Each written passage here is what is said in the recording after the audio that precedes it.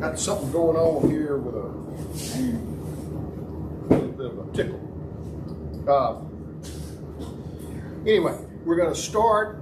We're going to start in Acts 6. Paul in Corinth and Ephesus, and so we find out that Paul arrives in Corinth, and what we're going to see is the kind of the path that Paul took, and what happened when he was on that path. It was he was a good man. It was I'll take word for it. It was not an easy time. I'll just say that. And I think when we read Acts and when we read his letters, we don't appreciate maybe how tough things were. So here we go. This is what he says. Verse 3 says, I came to you with great fear and trembling. Now that's an odd way to start a introduction. So why is Paul saying that? Well, Acts 16 tells us when he traveled to Macedonia. So if you're reading in Acts 16, if you want to just go to Acts 16, put a note. Macedonia was a province of northern Greece. That way you kind of know where you're at. Paul's in Greece, and he's in a particular region of Greece, and he says, so I was in Macedonia. And if you read 16, you'll see that he made progress. So we're kind of oversighting this. We're not trying to read all the scriptures. You'll find that there was some victories there. But if you read 16 as well, you'll find out that he was beaten, he was imprisoned, and he was run out of town. So you would have to say that Acts 16 kind of paints a picture of Paul where he had a tough time. There were a few things there that you pick up what was going on that was good, but there were also some things going on that were pretty tough. All right, so when we're reading that, when we get to Acts 17, we find out that Paul left Thessalonica in a very high state of duress. It was tough. This is what it says in 17. It says, when Paul and his companions passed through Amphipolis and Apollonia, these are Greek cities, they came to Thessalonica, where there was a Jewish synagogue. Now we know anytime Paul saw a synagogue, what happened? He's going to preach. That's going to be just his modus operandi. As was his custom, Paul went to the synagogue, and on 3 Sabbaths he reasoned with them from the scriptures, explaining and proving the Messiah had to suffer and rise from the dead. This Jesus I'm proclaiming to you is the Messiah.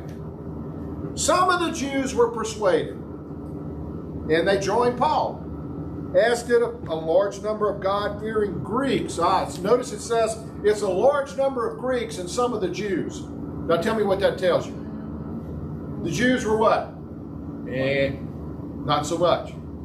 The Greeks, okay, we get this. We believe we're ready to go. A large number. But the Jews, some. And so Paul it says that as a result, the Jews had not only left, they were jealous. They rounded up some bad characters from the marketplace. And I will tell you that trouble, when it shows up at your doorstep, often goes out and recruits bad characters.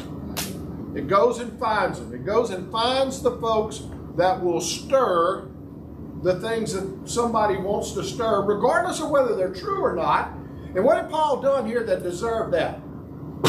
Nothing. He done absolutely nothing. He just simply gone to the synagogue and reasoned with the people. If you disagree with him, what? Move on. But no. These troublemakers, these rabble-rousers, they come up and they get some bad characters from the marketplace. They form a mob and start a riot in the city. They go to Jason's house, which is where Paul's staying, and they're looking for Paul, and they want to bring him out of the crowd. So if you're talking about when Paul was in Thessalonica, it wasn't a very good experience. In fact, it was awful tough. There was a mob trying to find him. They were trying to rip him out of his house. In other words, what they really wanted to do was they wanted to do everything they could to destroy Paul, both physically as well as spiritually. They wanted to take him down. So, let's cross-reference that to Thessalonians. So if you're just kind of making notes, you just kind of go, we're going to chapter 2 and chapter 3 of 1 Thessalonians, because this gives you a context to what we just read. It says, brothers and sisters, when we were orphaned by being separated from you for a short time, yeah, they were orphaned, they got run out of town. Out of our intense longing, we made every effort to see you, for we wanted to come to you. Certainly me, Paul, I tried to do it again and again, but Satan blocked our way. So here's Paul acknowledging that even an absolute person that is on track, on purpose for God, can find themselves being blocked by whom? Satan. So this whole notion that everything you're doing will not be opposed by Satan, and in fact might not even be shut down by Satan, needs to be given some consideration. Now we do know this, all things work together for good for those that love the Lord. Ultimately, the purpose that needs to be accomplished will be accomplished. But don't think you're going to get there sometimes without some blood on your knuckles. That's just not the case. He says, we want to come to you, but Satan blocked our way. For what is our hope, our joy, the crown is in which we will glory? Is it not you? In other words, he's saying, you guys are the reason we were so fired up about being there. So in chapter 3 it says, when we could stand it no longer, we thought it best to be left by ourselves in Athens. We're about to get to Athens. We sent Timothy, who is our brother, to spread the gospel, to strengthen you, to encourage you, so that no one would be unsettled by these trials, for you know quite well that we are destined for them. So I can tell you one of the things that Paul was saying was, none of this came as a surprise to us. Although it was horrible, it was certainly not pleasant, it was not a surprise. Because we knew that the message that we were bringing was going to separate people and cause these kinds of problems.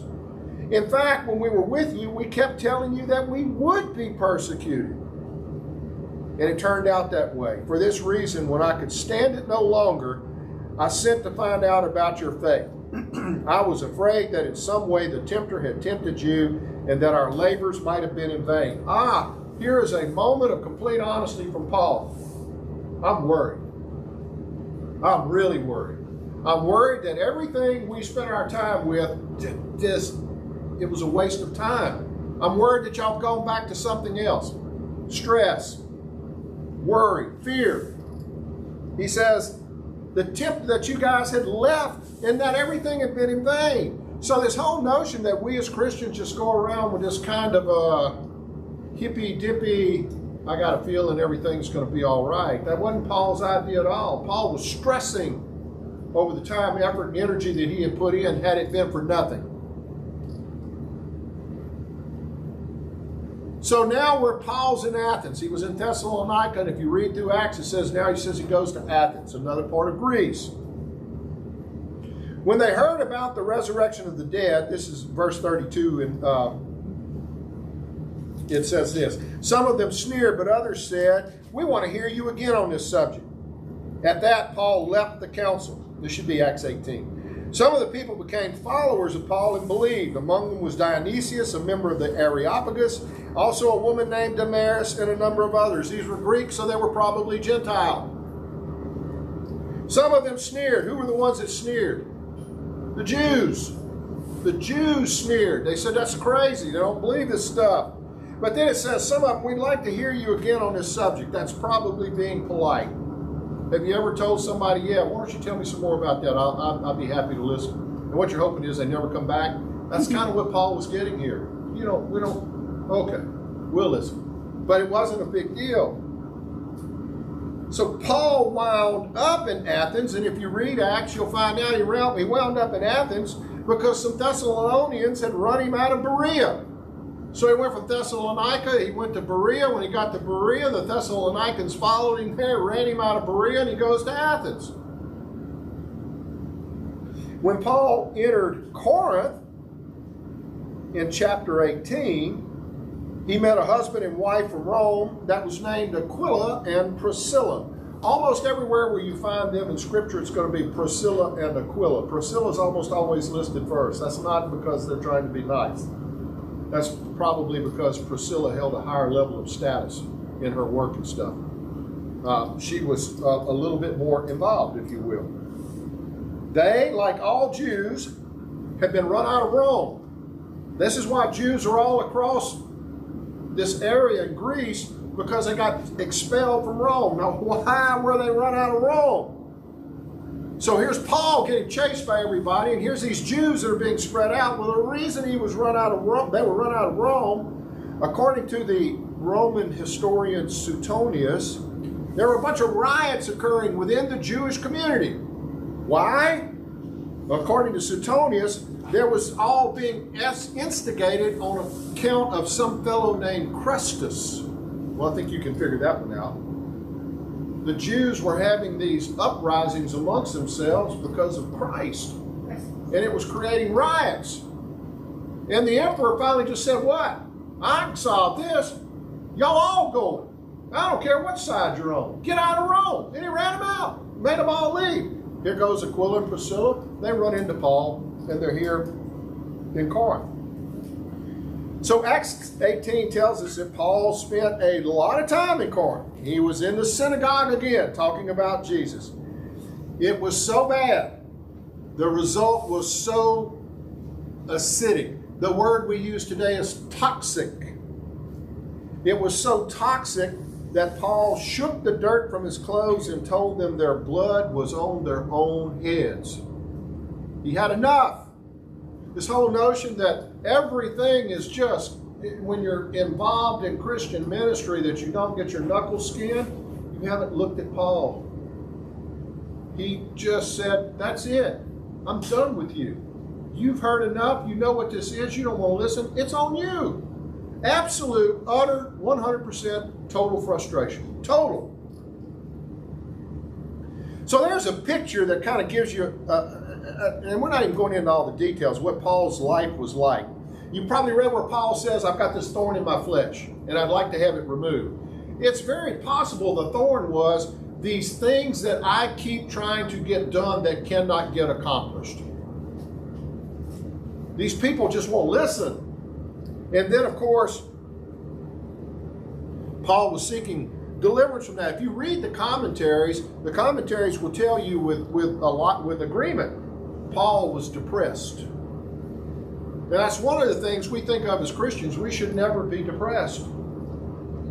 Because if we're depressed, that's some kind of a weakness that we're not employing the principles that God has given us, and we're somehow, but it was obvious for Paul, he'd had enough. I mean, when you're to the point where you say, it's on you, your blood's on you. He's at the end of his rope.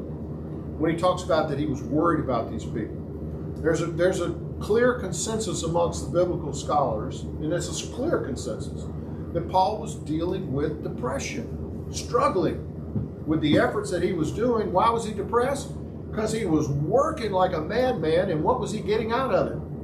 Little to nothing. He could not see any results. And this was wearing on him. But in that thorn in the flesh conversation, Paul was reminded, oh, by the way, Paul, my grace is sufficient. And my power is made perfect in your weakness. So what does that tell us? Well, it tells us, first of all, when we're weak, turn your eyes towards Jesus. That's where they need to be. And it says, look fully into his face. Because if you are focusing on Christ, you're no longer focusing on your problems. You're focusing on the source of the sufficient grace to get you through the problem. Now let's talk about bad characters for a second. Some of you probably have had someone at work that literally tried to have you fired. If they didn't try to have you fired, then one of the things they did was try to make your life a living hell every day that you went to work. This can become depressing. This can get old. And when it does, what often happens is that you get to the point, like Paul, where you are so frustrated that what you want to do is just say, it's on you. And these temporary lapses, which are completely natural, that Paul engaged in, should not be seen necessarily as the model. Paul was on the edge, and he spoke like a man that was on the edge. But Paul was also reminded, if you go through the whole story, you'll see that's not the way Paul acted as a general rule. This was Paul in a particular moment that we've all had. That particular moment where you go, who is that talking right now? Because I don't even recognize me. But when you're in these situations, don't think that there won't be people of bad character that will enjoy your misery. I had been employed at a school for approximately 3 weeks when somebody thought it was appropriate to write an anonymous letter and send it to every member of the community, talking about how we have hired, and I quote, this redneck hillbilly from Livingston Parish.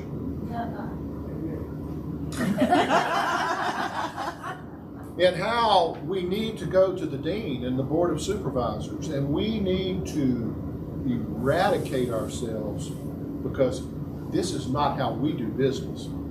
So this is a person who went to great time, effort to do what? To kill, steal, and what? Destroy. What does that sound like? That's the way Satan operates. Now, why was that, you might ask? Well, we have done some incredibly stupid things, like telling people those $250 worth of books you've got, you've actually going to have to keep up with them and turn them in at the end of the year because they cost money. Furthermore, that locker that you've got that you've never used, it's going to now be assigned to you and you're going to have a lock on it. Because if this stuff is valuable, what do you do with valuables? Furthermore, you can't just stroll into school 15 minutes after it starts and walk into class. Now you would say these are kind of things that you would expect in a what? Normal situation. Well, for me, it got somebody fired up enough to go spend a couple of $300-400, I guess, to fire out about 750 or 800 and 900 letters. And this is what's funny, because as you walk down the hall, what do you see?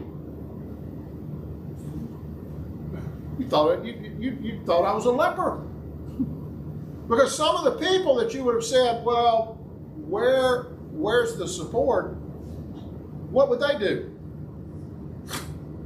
Go from the corner, whispering. Now, I'm not telling you anything that you all haven't experienced in some way, shape, or form. But what does this tell you about the character of people? It's revealed in tough times. The people you can actually count on are going to be the ones that are standing there with you, knowing that you're about to get hit with rocks, and they'll stand there anyway. The people who will tell you what they will do will sometimes be exposed as being entirely the opposite. In fact, what you'll find out is when the teacher comes up and says to you, I really should have said something, but I didn't. Well, it's like, what am I supposed to do with that? So you're sitting here telling me that you knew that this tsunami was about to come and you just let it happen.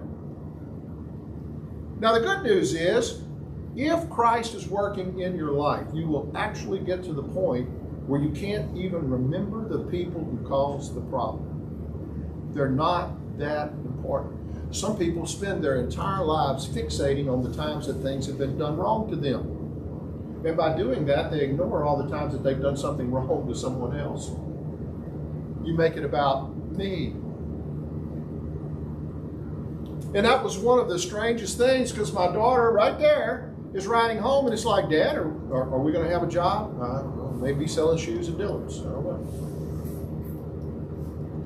But the interesting thing is that crowd of the ones that was just described here, you know, the ones where it says they rounded up some bad characters. But here's what happened. Some of the people said, oh no, I'll stand up and say what's right. And then some others stood up and said what was right. And then some others stood up and said what was right. And then all of a sudden, the people who thought that they had this grand case that they were going to bring to the table realized we've just been exposed.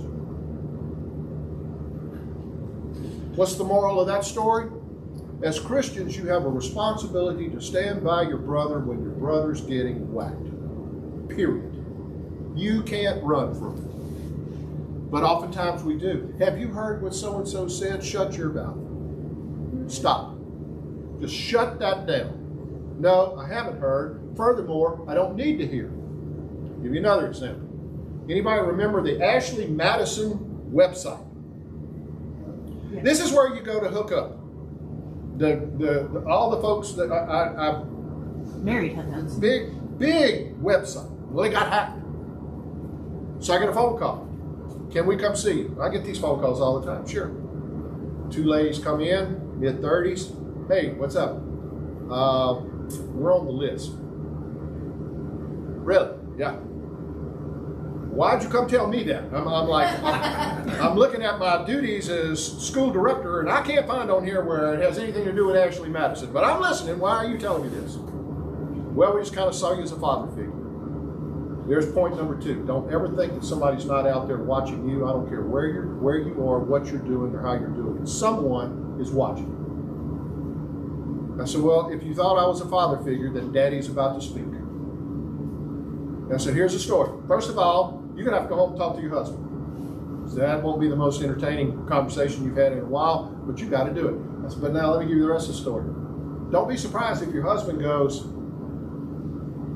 I need to talk to you about some things too. Because typically what's going on in these kinds of deals?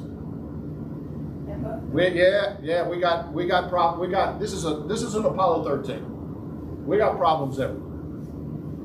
I said, so that's number 1. I said, number 2, I'm going to tell you this story.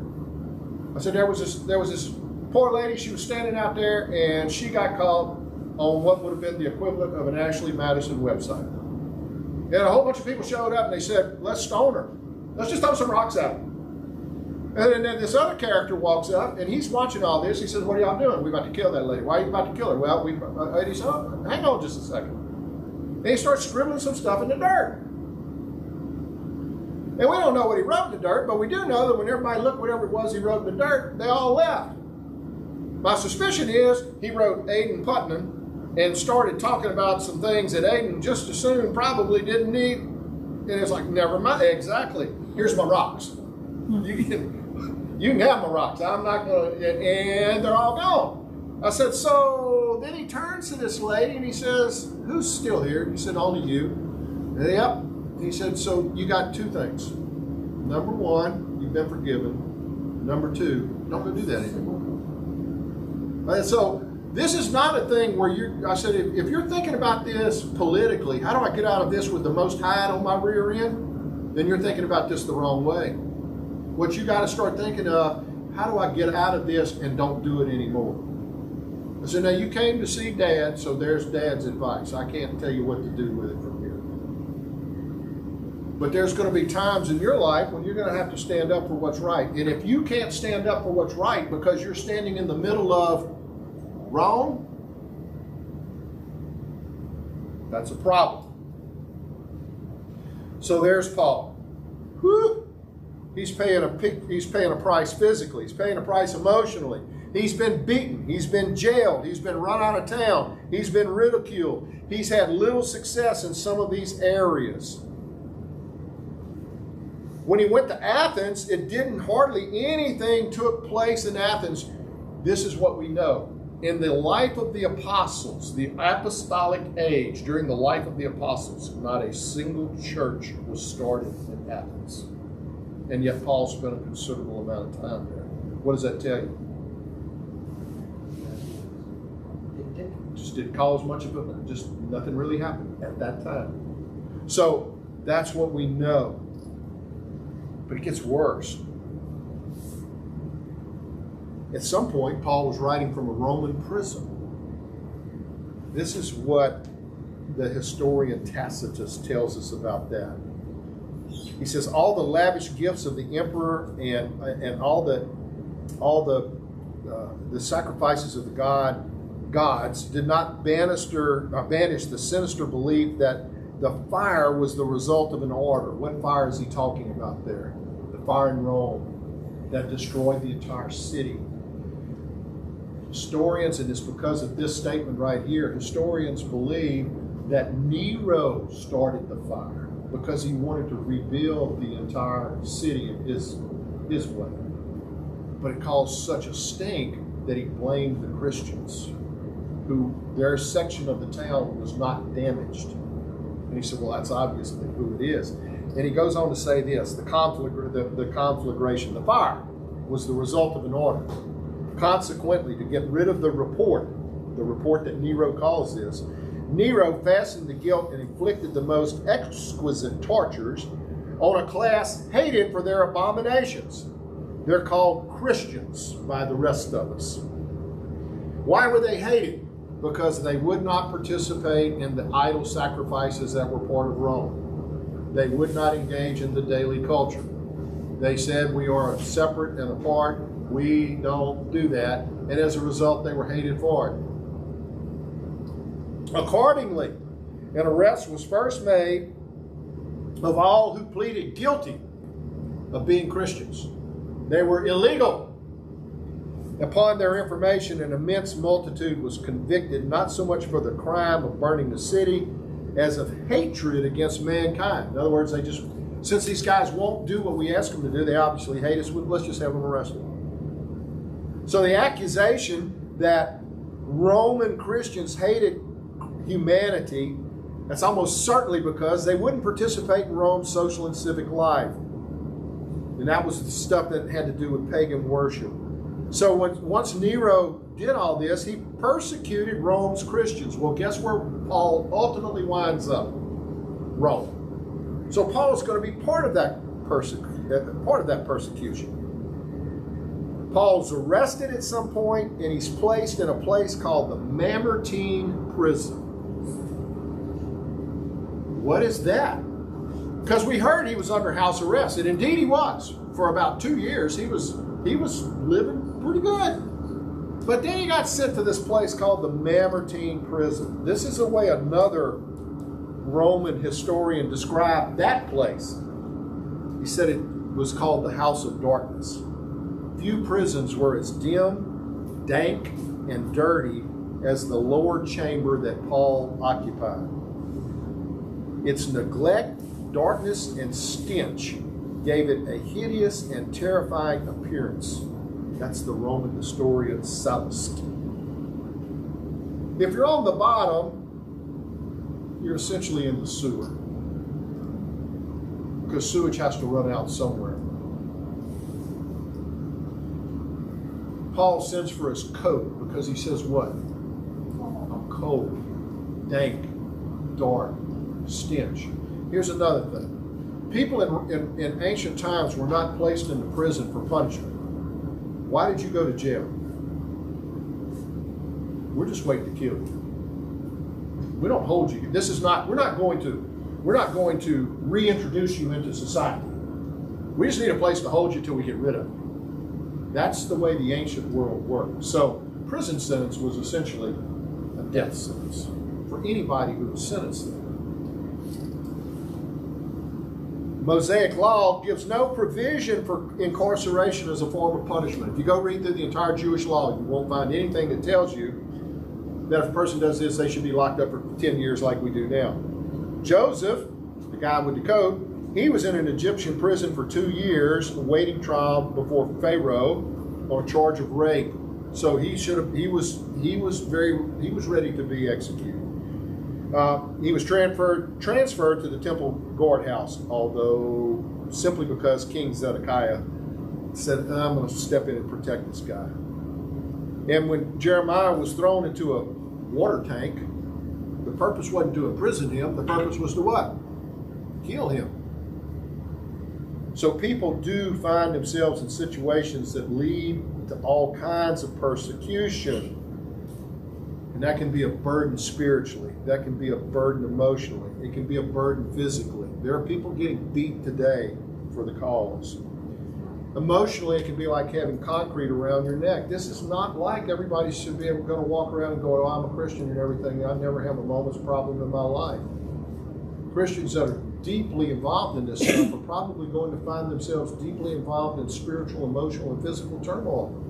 Turmoil that sometimes puts them in places where it's a dark place. And they're going, wow, I didn't sign up for this. But it's there. And so, where do we go with that? Well, Paul gives us an answer there too. He was the most prolific writer in the New Testament. He was dealing with depression when he's writing, or when the Acts of 17 and 18 in Acts are unfolding. He went to Corinth. When he got there, he was in a dejected mood. He'd been burdened by the problems in Macedonia. He had been burdened by the fact that he had been just dismissed at Athens and wasn't given any credibility.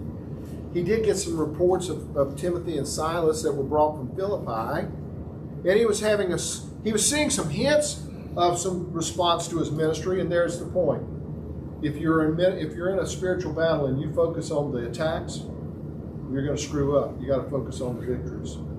Whatever the victory is, find the victory. Find what the victory is. You can't ignore the defeats, but you're going to see why I say that in just a second. Find the victory. And now he shows up in Corinth after, I've gone through Berea, I've gone through Thessalonica, I've gone through Athens. Now I'm in Corinth. Is it just going to be more of the same? And it says that Paul was given a vision that says that there were good things to come. Today, I don't know that we get a lot of visions. But I tell you what you do have. You have that friend that comes up that's a Christian and says, brother, I'm standing with you. Or you have someone else that shows up. Or you have these things and you go, that's a little too coincidental to be coincidental. Because God makes sure that his people know that there's support out there for them. So you got to be looking for them. You got to be open to them. Paul's got to be asking himself, is this going to be the same thing again? It says that they're in Achaia. And that's where Athens was located. So this is another little province. And this is where the vision took place. And he says, you got to think Paul's going, again, is it just going to be more? And it's like, no. I'm going to show you that there's going to be a way out of this. And there was, because this time when he was drug in front of the proconsul, the proconsul was named Gallio, and he said, man, this is stupid. Y'all need to get out of here. Well, they got so fired up that they went and beat the high priest that brought the guy in there, brought Paul in. And it's like, whew, yes, God does take care of his people. We've heard this from Paul all the time. Boy, you talk about misunderstood and really abused. Rejoice in the Lord always. I will say it again. Rejoice. This is Philippians 4. Let your gentleness be evident to all. The Lord is near. Do not be anxious about anything, but in every situation, by prayer and petition with thanksgiving, present your requests to God.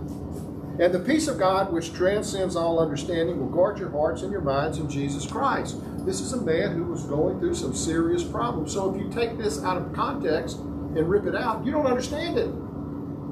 Listen to what he finally says here. Continuing.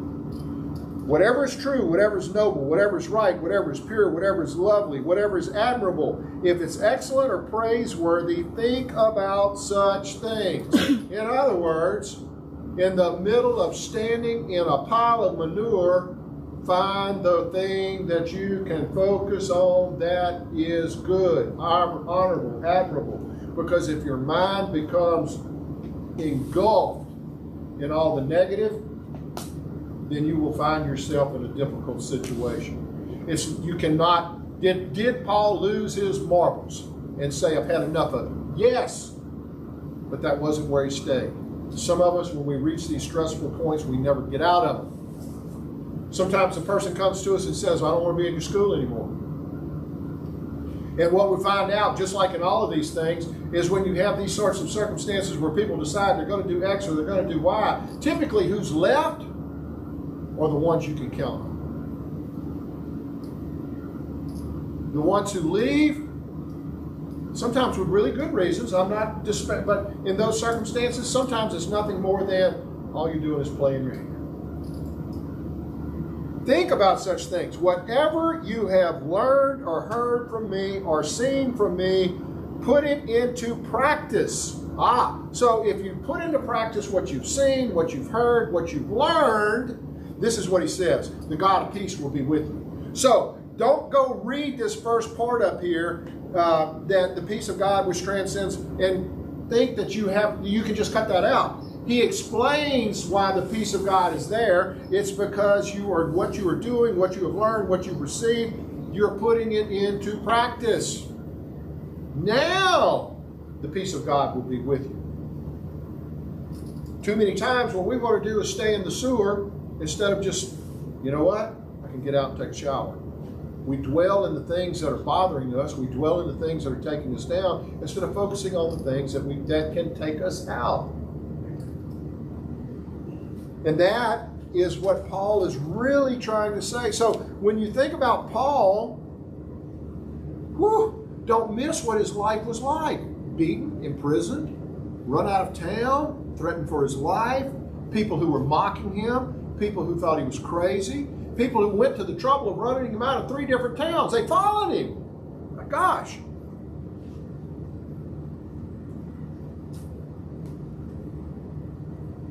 Then he writes to the Philippians, I'll just say this, it was good of you to share in my troubles. And he says, as you Philippians know, in the early days of your acquaintance with me, when I set out from Macedonia, not one church shared with me in the matter of giving and receiving, except you. And here we are again. How many times as churches are we sitting there going, well, that's just terrible. And then what do? Nothing. Nothing. Now there's going to be, there's a limit to everybody's resources, right? But the Philippians did what? We need to help our brother. What did the rest of the churches do? Man, I heard Paul's in a bad way. We'll pray for him. We'll pray for him. And that's great. But there's an old blues song by Otis Redding. Preacher and the deacon out walking one day. Out come a bear along the way. Preacher told the deacon to say a prayer. He said, ain't no prayer going to kill that bear. We got to run for him. Sometimes your prayer takes place with your feet and your hands. And if all you do is mouth words, those are platitudes. Those are not prayers. There's a difference. Now, in the middle of using your hands and your feet, you also need to be doing what? Engaging in prayer. But just simply saying, oh, we'll pray for you. Dude, I'm out in the middle of the lake. The boat has a hole in it. I ain't got no oars. And furthermore, I can't swim. I'll pray. Dear God, I think you just sunk.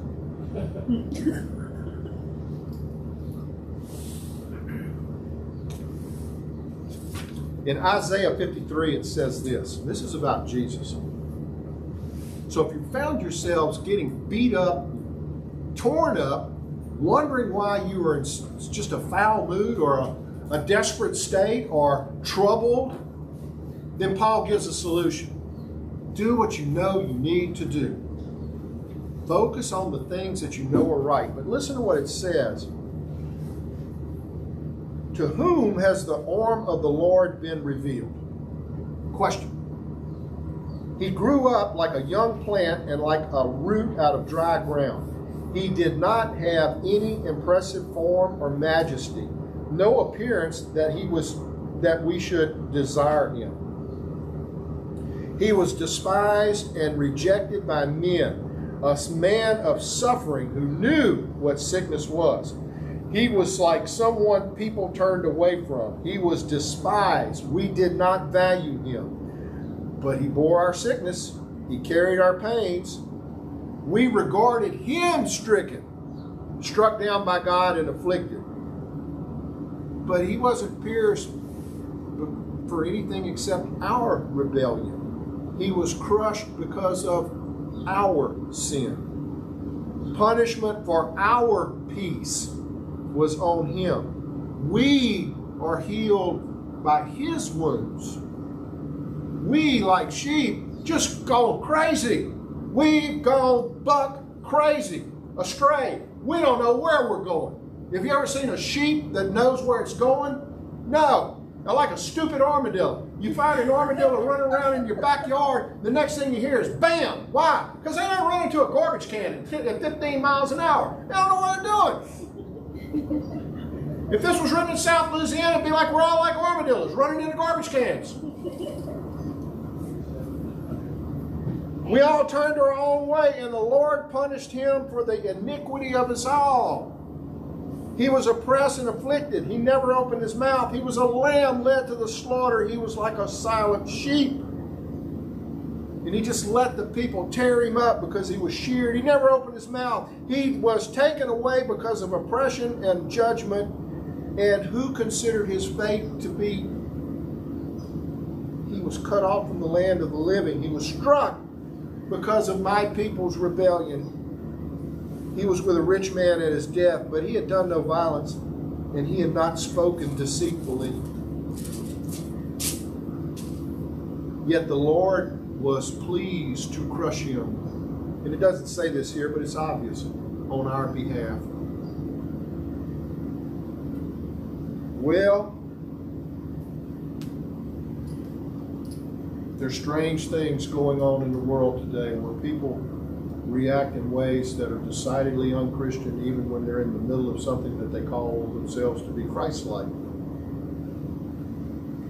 It's never been different. It was that way for Jesus. It was that way for Paul. We have to be careful that in the middle of this, we also don't become what James says is a wagging tongue. And when people start this kind of foolishness, you just go, that's enough. Because the rest of that story with Ashley Madison is I have a teacher coming down the hall with something that looks like this. Coming to me. Have you seen this? What's this? It's the list. The list of what? Ashley Madison. So we got people on here. So get that away from me. I don't want to see it.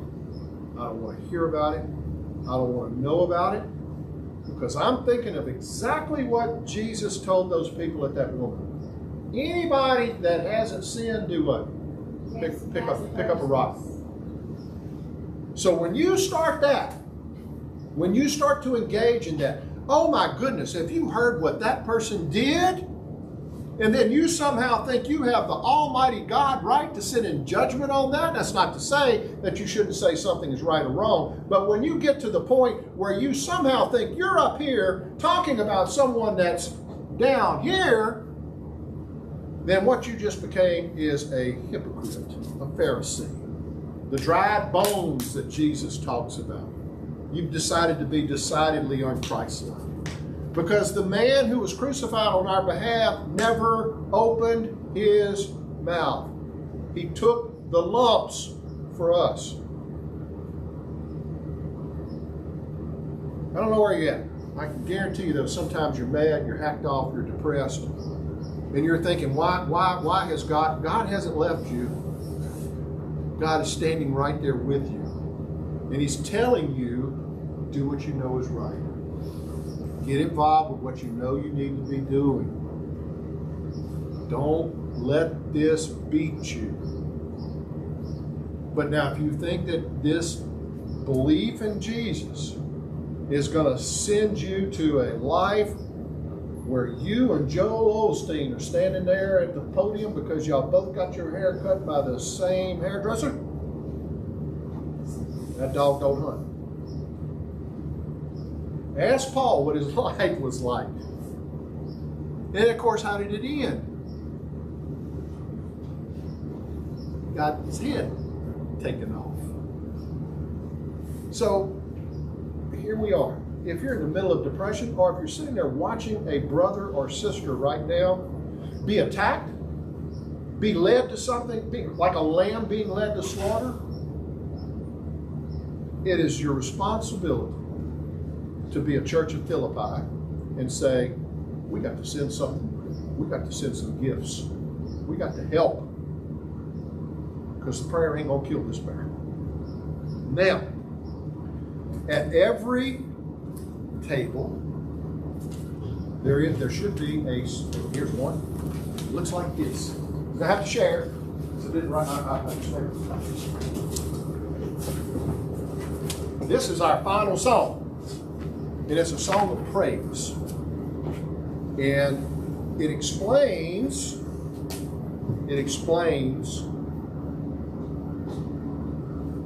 that what love does.